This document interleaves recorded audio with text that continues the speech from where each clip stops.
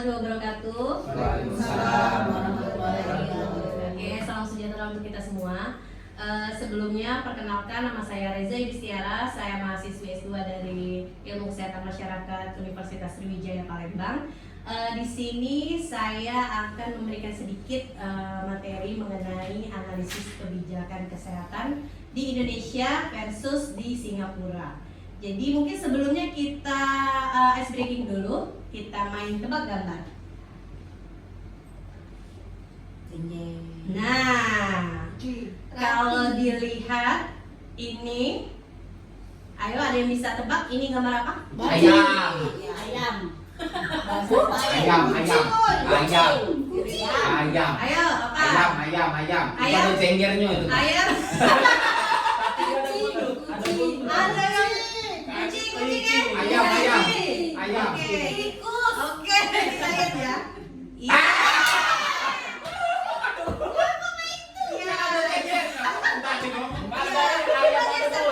Oh, tidak bisa. Ini kita melihat kepalanya. Jadi ini adalah ayam kaki main. Tidak ada kakinya.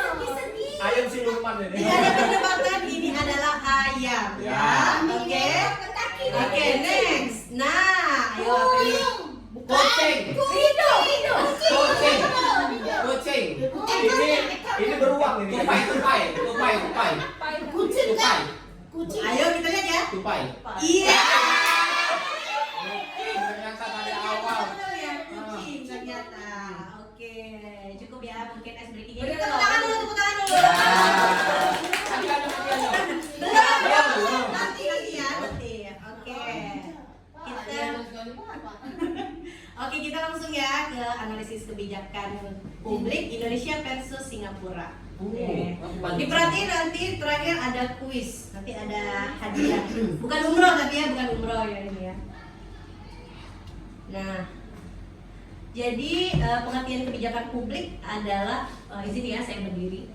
Kebijakan publik itu dapat didefinisikan sebagai serangkaian tindakan yang sengaja dilakukan atau tidak dilakukan oleh pemerintah dengan tujuan tertentu guna memecahkan masalah umum untuk kepentingan publik. Jadi ada unsur-unsur kebijakan publik meliputi adanya aktor pembuat kebijakan atau government, tindakan yang disengaja atau deliberate, atau pilihan untuk tidak bertindak. Yang ketiga, sasaran untuk menyelesaikan suatu masalah publik. Dan yang keempat adalah proses formal atau sering melalui regulasi atau perundang-undangan.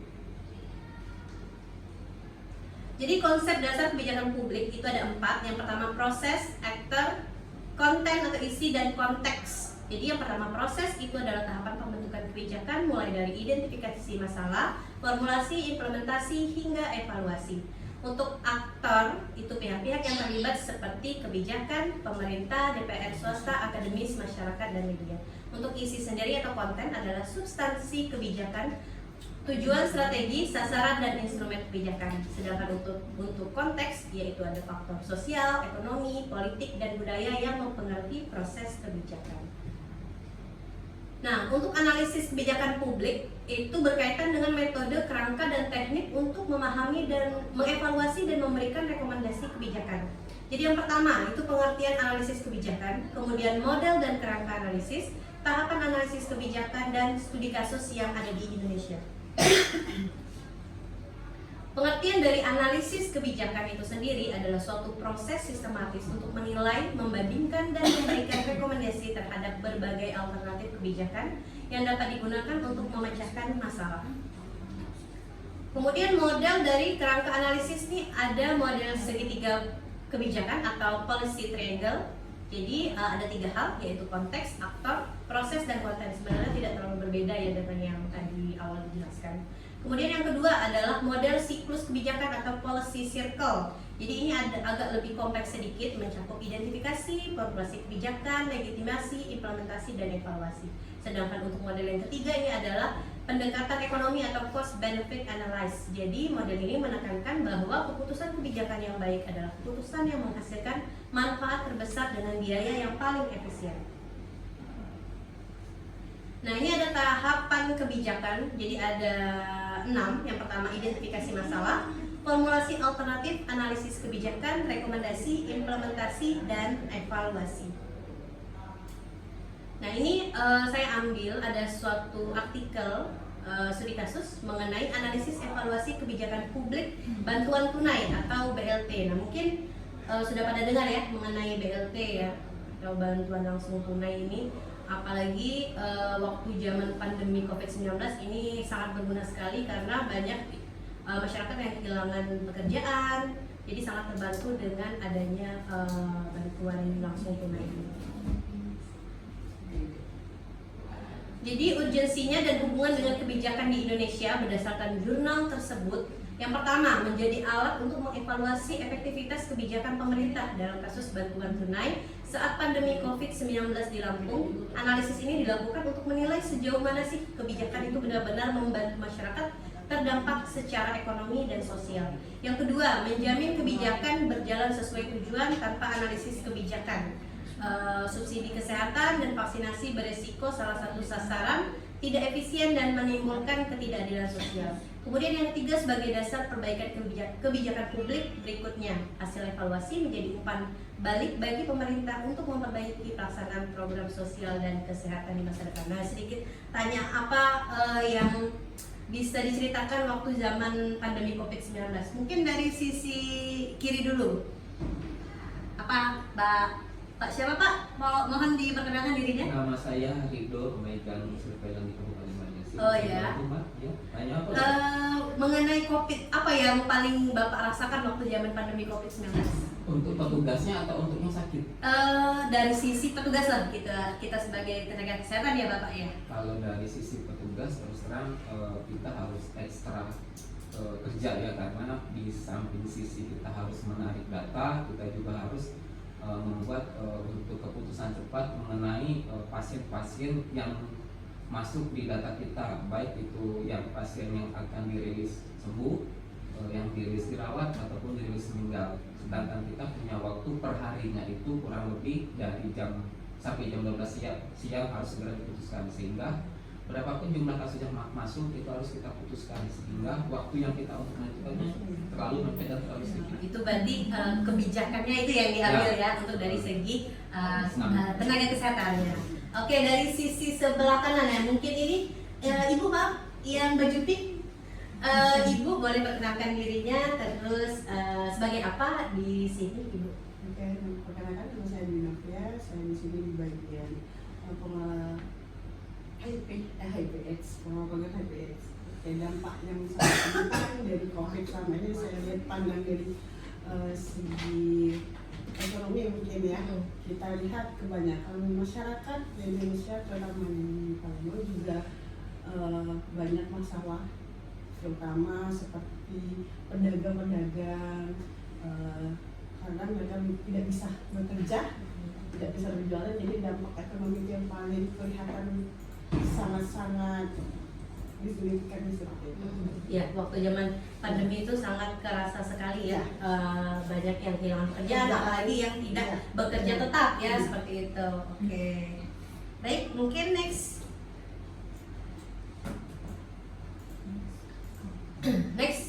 Hubungan dengan kebijakan kesehatan di Indonesia. Waktu pandemi COVID itu ada krisis kesehatan yang sangat berdampak pada ekonomi. Kebijakan ekonomi dan kesehatan yang bersifat saling melengkapi, kemudian analisis kebijakan membantu menjaga keberlanjutan kebijakan kesehatan, dan evaluasi kebijakan publik menjadi bagian dari sistem kesehatan nasional atau SKN ya, sistem kesehatan nasional. Jadi waktu COVID juga kita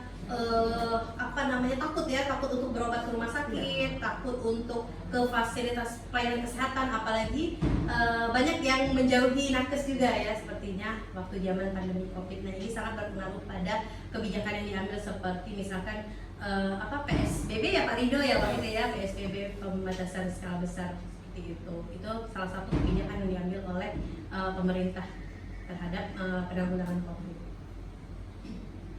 Nah, yang kedua ini adalah studi kasus mengenai kebijakan publik di Singapura. Nah, jadi kita bisa lihat ini perbedaannya. Apa sih perbedaan antara di Indonesia sama di Singapura? Kalau di Singapura itu menekankan pada penyebaran COVID-19 dengan menjaga kepercayaan publik dan stabilitas ekonomi. Sedangkan kalau untuk di Indonesia itu menjaga kesejahteraan masyarakat yang berdampak pandemi melalui bantuan tunai. bantuan langsung tunai ya, seperti tadi kita bahas mengenai BLT. Jadi Singapura itu lebih fokusnya ke kesehatan publik dan koordinasi nasional, sedangkan di Indonesia ini lebih menekankan pada perlindungan ekonomi sosial, jadi kepada ekonominya seperti itu. Untuk fokus kebijakan pengendalian di Singapura itu berbasis sains atau kapasitas institusional, sedangkan kalau di Indonesia itu perlindungannya sosial, jadi BLT, bansos, subsidi gaji, dan pemulihan ekonomi lainnya. Jadi kalau di Singapura itu lebih ke teknokratis dan preventif atau pencegahan, sedangkan di Indonesia itu lebih ke reaktif dan sosial ekonomi. Untuk kapasitas analisisnya, kalau di Singapura itu tinggi dengan sistem data real time. Nah, kalau di Indonesia ini masih lemah karena implementasi bantuan sosial sering tidak tepat sasaran dan penerima tidak valid. Jadi memang waktu zaman COVID itu kelihatan Indonesia belum siap ya untuk menghadapi COVID dibandingkan dengan negara lain yang apalagi Singapura tuh termasuk negara maju kan. Untuk Singapura sendiri itu memiliki analisis data yang berbasis teknologi dan di Indonesia masih manual. Nah, betul tidak Pak Rido sebagai pengelola program surveillance? Iya. Di awal-awal COVID ya masih secara manual ya. Oke, untuk kapasitas operasional itu sangat kuat, koordinasi lintas lembaga cepat, terpusat, sedangkan kalau di Indonesia ini masih terfragmentasi atau terpisah-pisah. Jadi kalau di Singapura tuh lebih desentralisasi ya, satu pintu gitu. Jadi Indonesia ini masih menghadapi fragmentasi birokrasi karena setiap wilayah itu seperti memiliki aturan yang berbeda-beda. Begitupun waktu zaman COVID, jadi ada yang zona merah ya Pak Rido ya, ada zona hijau, kuning. Jadi setiap daerah itu memiliki kebijakan yang beda-beda ya Pak ya, seperti itu.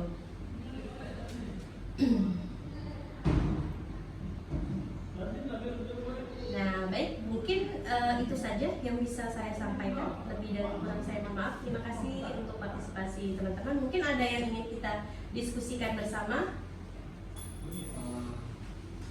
Iya boleh Bapak Rido. Saya lihat kebijakan publik yang diambil oleh Indonesia dan Singapura itu beda ya.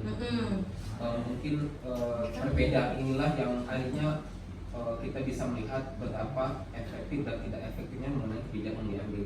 Sehingga tindakan yang diambil itu terjadi perbedaan yang signifikan. Kalau misalnya di Indonesia itu lebih cenderung untuk ke masyarakat melalui BLT dan bantuan sosial. Kalau saya lihat seperti di Singapura itu lebih menekankan kepada kebijakan publik dan kebijakan yang langsung berhubungan dengan kebijakan publik. Nah, apa sih yang latar belakangi hal itu bisa terjadi sebenarnya? Apakah berpengaruh juga terhadap ekonominya ataukah terhadap selain ekonomi itu kondisi publik mengambil keputusan seperti sistem aplikasi ini atau bagaimana sehingga terjadi ketimpangan yang sangat jauh dengan diambil keputusan kebijakan antara negara berkembang dan negara maju. Mungkin itu Mbak. Terima kasih. Oke, terima kasih untuk Pak Mulido. Jadi seperti yang saya bilang tadi bahwa di Indonesia di Singapura itu sistem pemerintahannya itu desentralisasi atau berpusat satu pintu lah seperti itu. Kalau di Indonesia ini kenapa dia berfragmentasi? Karena memang kita itu dipimpin oleh setiap kepala daerah seperti itu. Jadi setiap kepala daerah itu memiliki caranya, memiliki sudut pandangnya terhadap pemecahan masalah untuk setiap wilayahnya. Bagaimana agar wilayahnya itu dapat menanggulangi COVID. Sedangkan kalau di Singapura itu mereka itu satu pintu. Kalau misalkan ya satu komando. Kalau katanya lockdown ya, lockdown waktu istilahnya lockdown benar-benar full, tidak ada celah sama sekali. Sedangkan kalau di Indonesia itu masih ada celahnya, misalkan ada syarat dan ketentuan yang berlaku lah seperti itu. Nah mungkin menurut saya itu yang menjadi landasan utamanya kenapa kita juga waktu itu agak kesulitan ya dalam menghadapi pandemi COVID. Padahal negara lain sudah mulai berdampingan gitu dengan COVID. Tapi kita agak lumayan lama untuk bebas COVID seperti itu kan. Jadi itu sih mungkin. Oke, terima kasih. Baiklah, ada lagi yang ingin ditanyakan? Boleh? Terkait kebijakan tadi. Iya, boleh. Ini yang melanjutkan yang Pak Rijo tadi kan kebijakan Singapura kan jauh lebih unggul daripada Indonesia. Ya. Nah, tadi kalau dari yang sudah disampaikan adanya istilah tadi desentralisasi kepemimpinan gitu ya. Atau mungkin juga ada tidak perbedaan penggunaan metode yang digunakan dalam membuat suatu kebijakan sehingga kenapa Singapura bisa begitu bagus membuat kebijakan sesuai dengan yang dibutuhkan pada saat itu terjadi gitu kan. Tadi kan kita lihat di paparan ada tiga jenis tadi kalau nggak salah konsep kebijakan. Nah, mungkin kalau dari segi pengambilan metodenya mungkin ada nggak perbedaan antara Singapura dan di Indonesia dari segi ketiga itu tadi. Oke, terima kasih. Iya, kalau di sini kita lihat kalau di Singapura itu dia berbasis policy learning ya. Jadi dilakukan cepat tanggap ya gitu. Kalau sebenarnya di Indonesia juga sudah ada tim gitu. Kalau waktu itu tim COVID itu apa namanya? Satgas COVID ya, percepatan gitu ya, percepatan untuk penanggulangan COVID, Satgas COVID.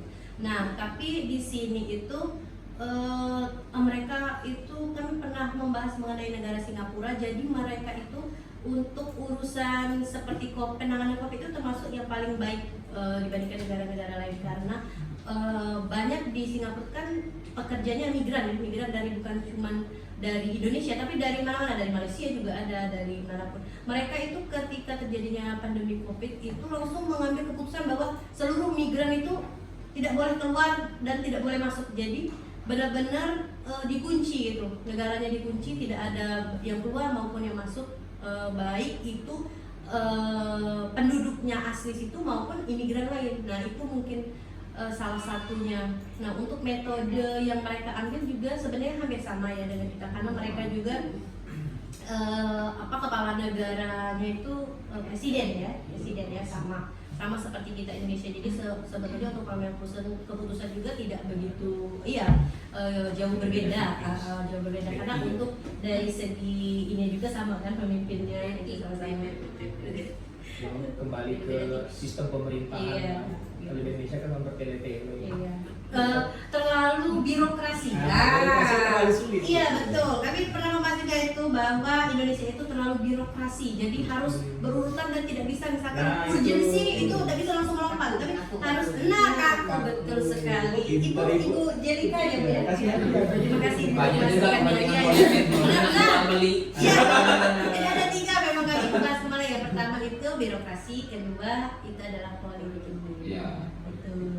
Oke, luar biasa sekali saya bisa sharing dengan Bapak Ibu semua di sini ya. Terima kasih banyak.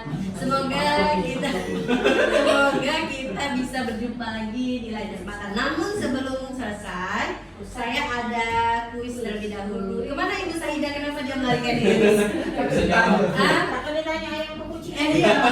Padahal sudah disiapkan. Nah, kita ada kuis sedikit ya, Bapak Ibu semua nanti bisa di-scan. Di-scan? Betul. Ibu Sri, merekam dulu. Ini. Aja mana saya dah mana? Kenapa di SPJ ya? Tidak jalan itu gitu. Aku pede. 1, Oke. 2, 3. Nah, kita mulai ya. Nyanyinya dulu. Kuis.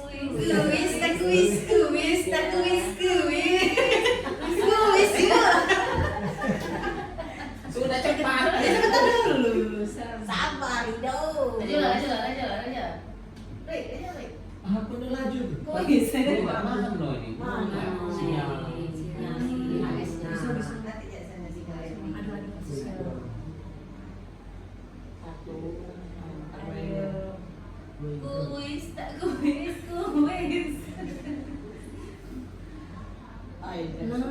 Sini dibagi ke baik tuh. Mana ini? Pakai wifi mana itu? Sini kan ada yang gitu. Itu kan dari HP ya? Wifi perencanaan. Ada itu. Aku passwordnya lupa. Oh iya benar dekatnya nah perencanaan. Itu mana? Waktu itu 8 bulan yang serambi. Apa lah? Lama. Coba sih. Sudah 8 bulan. Iya. Lano 2025. Mana? Malu ya kalau Yuk, kita ini mana mulai nih? Mulai. Nah, ayo. Ayo. Boleh silakan di apa di scan Bapak Ibu semua. Iya, bakatnya mohon di scan. Ya, begitu ya Bapak Ibu ya. Maju Bapak Ibu. Ya, silakan di scan. Oke. Ayo, iya. Maaf ya Bu Mil ya, silakan di scan Bu Mil. Belum, baru masuk nih. Nah, ayo dari sini. Ini ada as.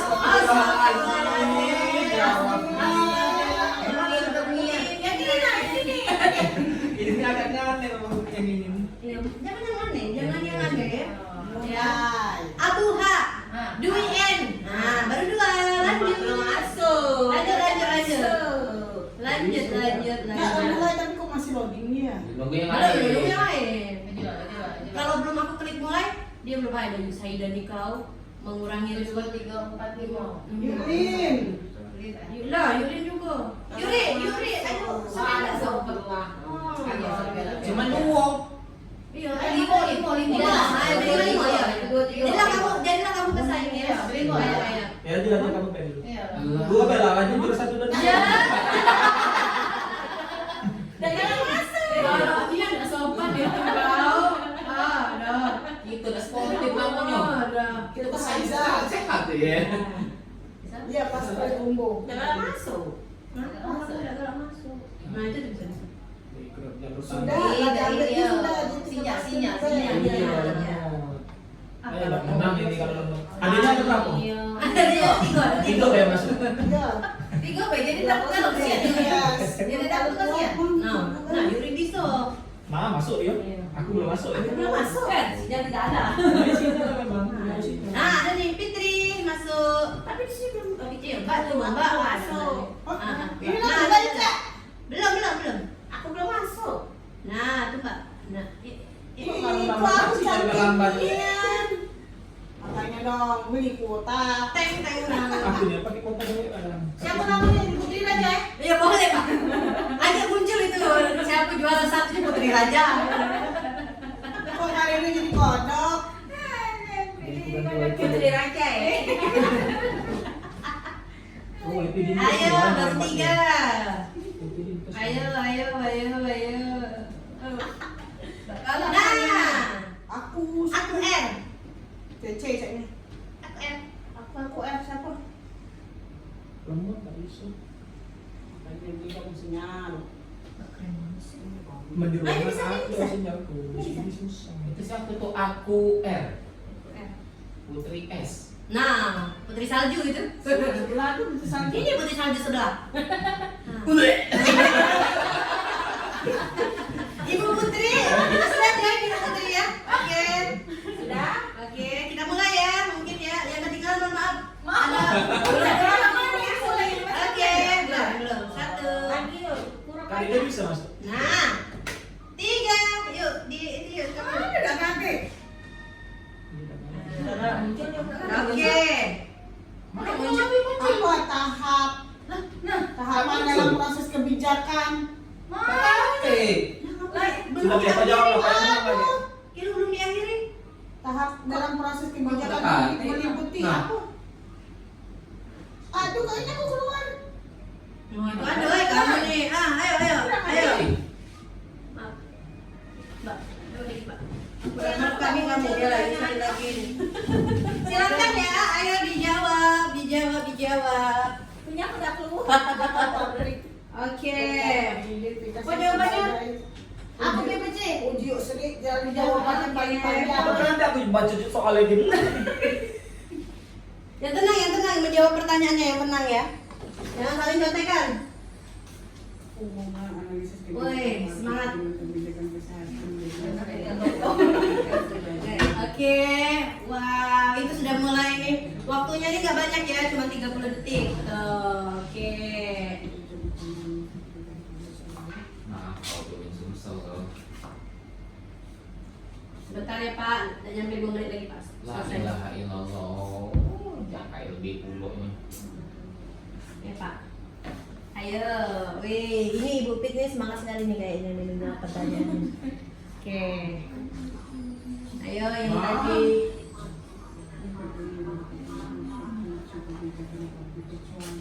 Nggak salah sih kok. No, salah. Nah, salah sih kok, Jak. Gara-gara Udah baca terus ya.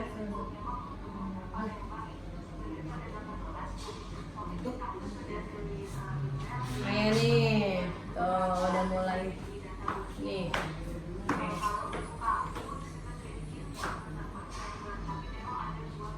Ya, pada serius.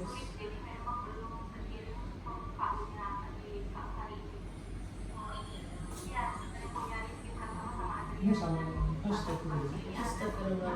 Berapa soal sih percobanya ini? Salah kalau Dem. 10 soal nih, 10 soal semua. Pilihan ganda.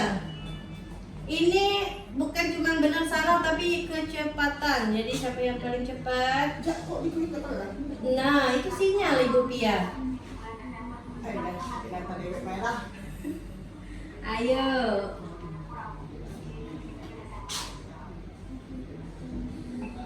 Wah, udah keberapa ini? Berikut ini merupakan unsur kunci kebijakan publik kecuali. Ya salah. Dah. Betul Kalau juga. itu nih. Iya. Utamanya adalah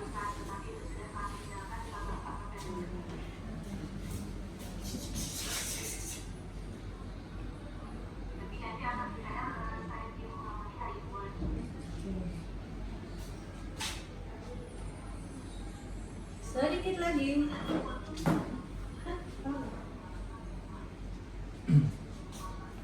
Sedikit lagi.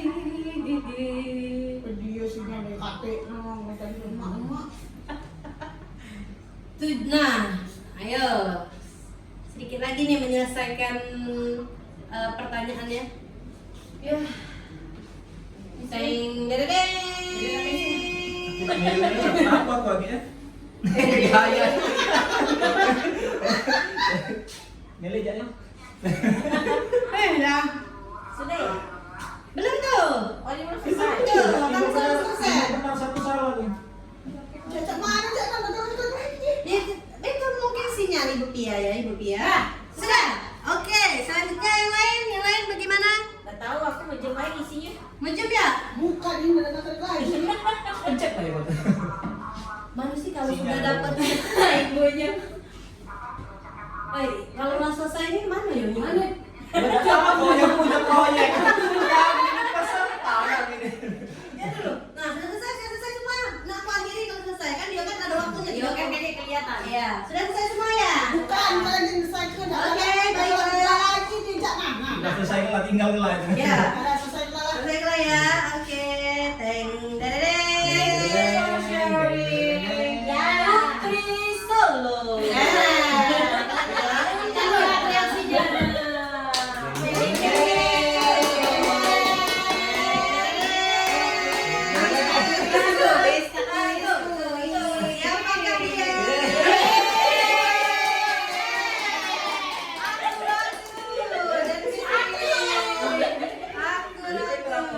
Aku kedua, aku ratu. Kayak gimana? Oke. Nanti aku sambil ya aku aja. Baiklah. Terima kasih ya. Yusri, tolong kasih hadiah dulu. Oke. Ini dong. Nah, foto dulu. Mana juara satu Mbak Tina? Naik podium. Ayo. Juara satu. Satu. Juara satu. Dua tadi siapa? Oke. Aku. Nah, aku ratu. Fitri. Nama Fitri. Sini ada. Ya sini ada. Taruh. Maaf ya, sini ya. Pemberian untuk juara satu. Ini dia. Itu bentar, ulang. Itu untuk aku. Betul ya? Ya. Itu punya. Bentar. Iya, iya kan. Aku itu punya. 1, 2, 3. Prik buka prik. Buka prik. Dimasak dulu. Masak masih punya. Ya, belum. Iya.